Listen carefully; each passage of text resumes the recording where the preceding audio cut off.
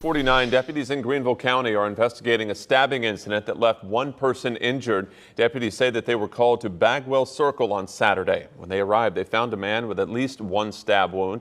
We're told canine officers were able to track down a suspect, and that suspect is now in custody. Charges are pending at this time. Deputies say the victim was taken to the hospital and is expected to be okay.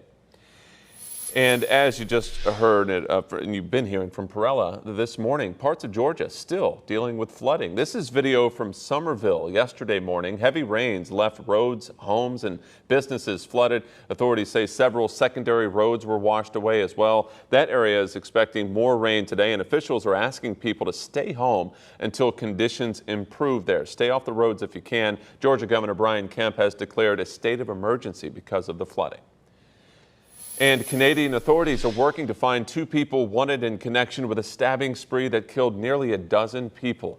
Authorities say this happened Sunday in Saskatchewan. At least 10 people were killed, 15 others injured across the James Smith Cree Nation, an indigenous community, and in the village of Weldon.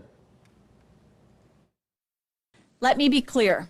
We are still looking for the two suspects. We are asking residents across Saskatchewan and our neighboring provinces to be vigilant. At this stage in our investigation, we believe some of the victims have been targeted by the suspect and others have been attacked randomly. The suspects were last spotted in the capital city of Regina right around lunchtime yesterday, but they have not been seen since, according to authorities. The man who stole a small plane and threatened to crash it into a Walmart in Tupelo, Mississippi, made his first court appearance on Sunday.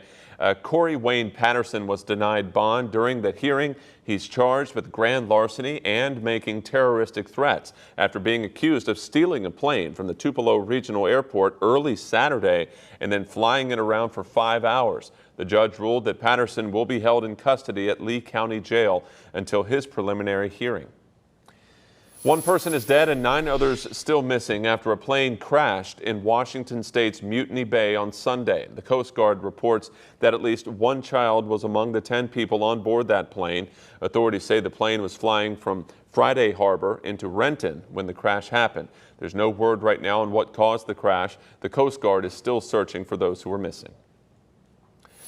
6:51 now, and as students head back into the classrooms this year, access to universal free school lunches is coming to an end. An extension of pandemic-era legislation funding free school lunches is set to expire at the end of September. Amy Liu is in Washington. Well, families that qualify can still file paperwork to get those free school lunches. Meanwhile, Democrats in Congress are working to make more permanent changes, expanding access to those school meals.